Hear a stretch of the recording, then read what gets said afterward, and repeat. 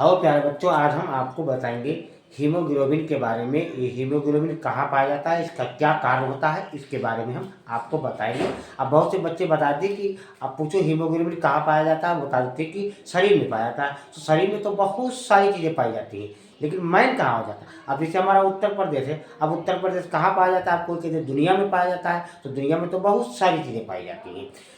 आप बताओ कि भैया एशिया में, अब एशिया में भारत है, भारत में उत्तर प्रदेश है, तो ठीक है। अब बहुत से बच्चे बता देते हैं कि अब कहाँ पाया जाता है हीमोग्लोबिन, बता देते हैं कि खून में। तो खून में भी बहुत सी चीज़ें होती है, रुधिर में भी बहुत सी चीज़ें होती हैं। जैसे प्लेटलेट होता है, आरबीसी होता है, डब्ल्यूबीसी होता है, प्लाज्मा होता है, और बहुत से कार्बनिक पदार्थ होते हैं। ये सब मिलकर के रुधिर बनाते हैं। तो मैन कहाँ होता है, हीमोग्लोबिन कहाँ होता है, क्या कारण होता है। तो हीमोग्लोबिन हमारे रुधिर में जो आरबीसी होता है, जिसको हम लाल रक्त कणिकाएं बोलते हैं, तो वहाँ हीमोग्लोबिन होता है। अब हीमोग्लोबिन क्या होता है, यानी हीम और ग्लोबिन, यानी एक जटिल प्रोटीन होती है ग्लोबिन। तो हीम एक रंगीन पदार्थ होता है। तो हीम और ग्लोबिन जब आपस में मिलते हैं तो हीमोग्लोबिन बनता है। जैसे विद्या और प्लस आलय और मिला देते हैं तो विद्यालय बन जाता है। तो ऐसे ही हीम यानी रंगीन पदार्थ और हीमोग्लोबिन जब आपस में मिलता है, उसी को हम हीमोग्लोबिन कहते हैं। अब हीमोग्लोबिन, अब जो पिरस्धारी होते हैं यानी हम लोगों में, तो ये आरबीसी में पाया जाता है, यानी लाल कणिकाओं में पाया जाता है। लेकिन जो अपिरस्धारी होते हैं, जैसे केचुआ होता है, तो उसमें ये आरबीसी में नहीं पाया जाता, उसमें प्लाज्मा में पाया जाता है।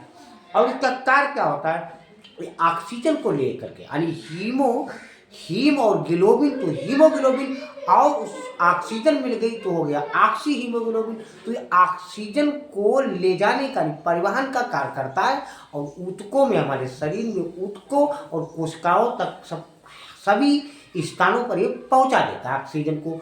तो इसका कार्य क्या है, अब जो हमने बताया, हम आपको पढ़ के बताते हैं कि हीमोग्लोबिन एक जटिल प्रोटीन है, यानी जटिल प्रोटीन है। इसका निर्माण लौह, यानी लौहयुक्त, लोहा जैसा लोहा होता है, जैसे लोहा होता है। इसीलिए जो नर का जो शरीर होता है, मानव का और जो मादा का, तो मादा में हीमोग्लोबिन थोड़ा कम होता है और नर में अधिक होता है। इसीलिए नर का जो शरीर होता है वो कठोर होता है, क्योंकि लोहा कठोर होता है, तो हीमोग्लोबिन अधिक होता है यानी नर में। इसलिए नर का जो शरीर वो कठोर होता है, मादा का थोड़ा नरम होता है।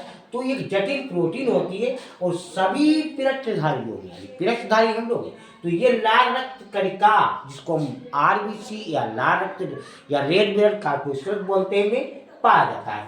केचुए तथा अपृष्ठधारी, यानी केचुआ अपृष्ठधारी जंतुओं में ये आरबीसी में नहीं, प्लाज्मा में घुला होता है। और हीमोग्लोबिन ऑक्सीजन से मिल करके, यानी अस्थायी ऑक्सी हीमोग्लोबिन बनाती है। अस्थायी का मतलब, जैसे हम लोग किसी गांव को रहता है, परमानेंट उसका मकान है, तो वो स्थायी है। और दूसरी जगह 10-5 दिनों के लिए कमरा ले लिया, रहने लगे, तो वो अस्थायी है। अस्थायी इसलिए है कि ऑक्सीजन का इसमें जो है हीमोग्लोबिन का विखंडन होता है, फिर हीमोग्लोबिन अलग हो जाती है। ऑक्सीजन हमारी कोशिकाओं ऊतकों में पहुंच जाती है, इसलिए ये अस्थायी होती है, स्थायी नहीं होती है। तो हीमोग्लोबिन ऑक्सीजन से मिलकर अस्थायी यौगिक ऑक्सी हीमोग्लोबिन और कोशिकाओं तथा ऊतकों में पहुंचकर ऑक्सी हीमोग्लोबिन विखंडित हो जाती है, अलग हो जाती है, और ऑक्सीजन को मुक्त कर देती है, हमारी कोशिकाओं में फ्री कर देती है, आजाद कर देती है, मुक्त कर देती है, कुछ भी बोलो। ऑक्सीजन को मुक्त कर देता है, और यह प्रक्रिया लगातार चलती रहती है, जब तक जीवन चलता रहता है तो ऑक्सीजन पहुंचती रहती है, हीमोग्लोबिन पहुंचाता रहता है, निरंतर लगातार चलती रहती है। अतः हीमोग्लोबिन श्वसन के ओटू, हम सांस लेते तो उसमें ऑक्सीजन आती है, ओटू होती है, संवहन में महत्वपूर्ण भूमिका निभाता है, और या कुछ मात्रा में कार्बन डाइऑक्साइड का भी उत्सर्जन यानी परिवहन करती है। बच्चों, आपको समझ में आ गया होगा। लाइक, सब्सक्राइब, कमेंट अवश्य।